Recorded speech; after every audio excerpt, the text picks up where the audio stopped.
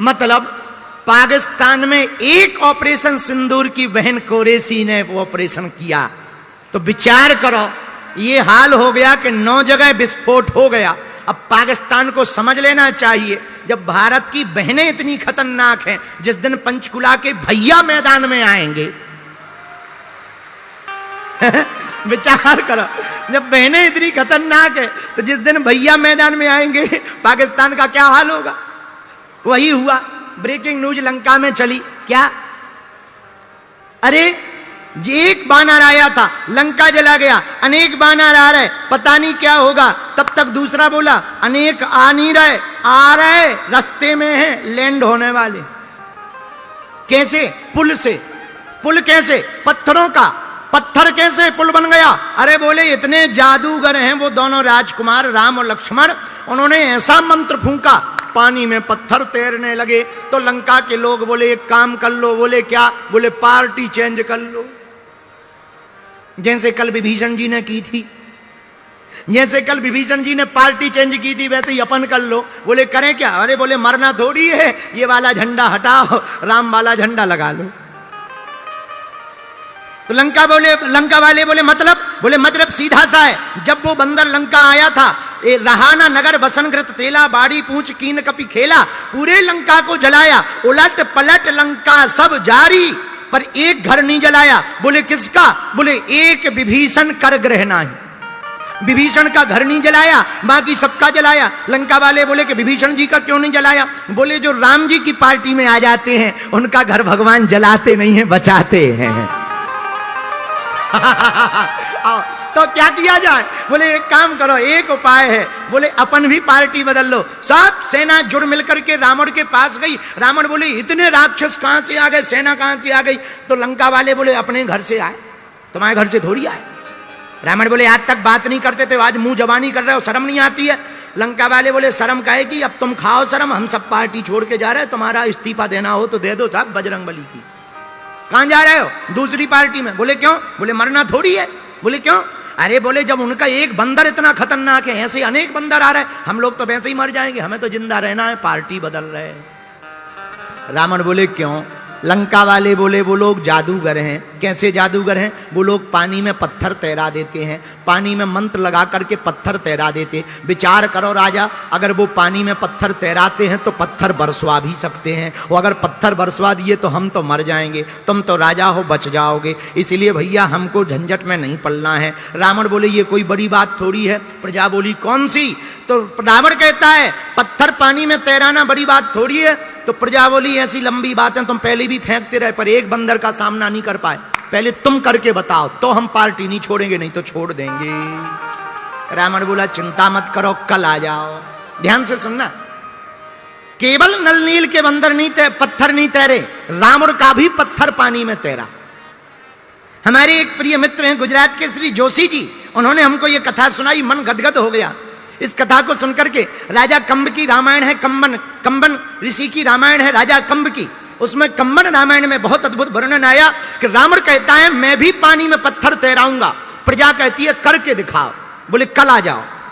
मेरे पागलो, पूरी सेना और प्रजा दूसरे दिन समुद्र के किनारे गई, रावण भी गया। रावण ने अपनी कुल देवी का आवाहन किया और राजा ने प्रजा की तरफ रावण ने देख करके कहा जाओ पत्थर लेकर आओ। तो लंका की प्रजा ने सोचा छोटे मोटे क्या लाना, अब जब तैराना ये तो बड़ा लाओ। अगर उनका 50 किलो का तैरा तो अपना कम से कम 500 का तो तैरना चाहिए। तो पूरी प्रजा जुड़ मिल करके बड़े बड़े पहाड़ों के पत्थर, त्रिकूट पर्वत पर बसी हुई लंका के मध्य में स्वेल नाम के पर्वत से बड़े बड़े पत्थरों की शिलाओं को प्रजा लेकर के आई। रावण को पसीना आ गया कि छोटा मोटा पत्थर तो ट्रैक करके तैरा ही देते, अब 500 केजी के कहां से तैरेंगे। पर रावण ने पकड़ा पत्थर, हाथ लगाया, कुल देवी का आवाहन किया। जितना तंत्र मंत्र रावण जानता था, अघोर विद्या, शमशानी विद्या, देवी की विद्या, निकुंभला देवी की साधना, जितनी साधना जानता था रावण ने सब मंत्र को लगा दिया। और जैसे ही समुद्र में पत्थर को डाला, पत्थर डूब गया। प्रजा बोली ले वो निकल आया चमत्कार, वो डूब गया। प्रजा बोली चलो चलो चलो चलो चलो चलो। रावण को पसीना आ गया, मनहीन हो गया, रावण से रहा नहीं गया। रावण ने सिर पानी में डाला और पता नहीं ये क्या बुदबुदाया, और ऐसा कुछ बुदबुदाया कि वो पत्थर पानी में ऊपर आ गया और तैरने लगा। प्रजा जय जयकार करने लगी, ताली बजाने लगी, हल्ला मचने लगा।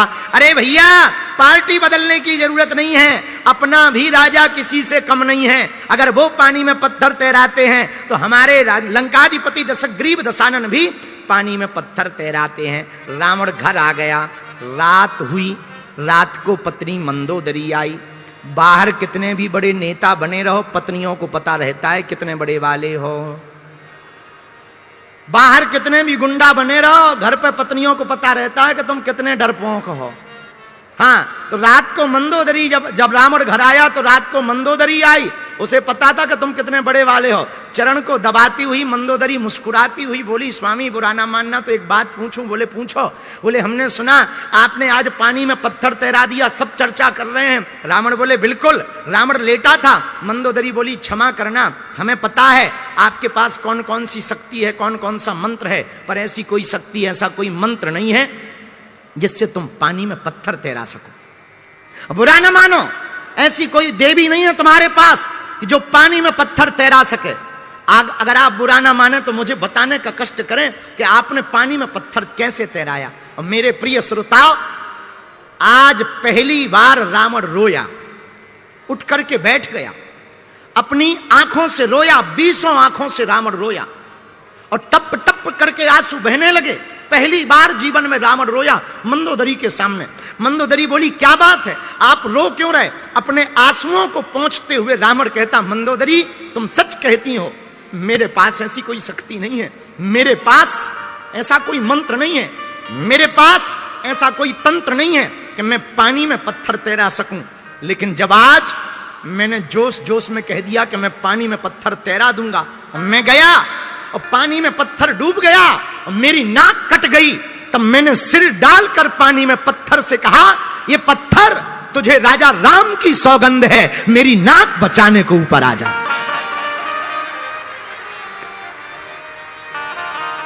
तुझे राजा राम की सौगंध है, मेरी नाक बचाने को ऊपर आ जा। और मेरे पागलों, मेरे प्रियजनों, वो पत्थर ऊपर आ गया। हम कहना ये चाह रहे कि तुम कहते हो कि राम जी की कृपा क्या होती? ये राम जी की कृपा होती कि दुश्मन भी अपना काम चला ले। ये राम जी की कृपा है कि शत्रु भी अपना काम चला लें। इसलिए मेरे प्रियजनों, हमारी हाथ जोड़ के प्रार्थना है, ये जो चौपाई हमने ली ना, बहुत अद्भुत चौपाई है। जा पर कृपा राम की होई, ता पर कृपा करे सबको।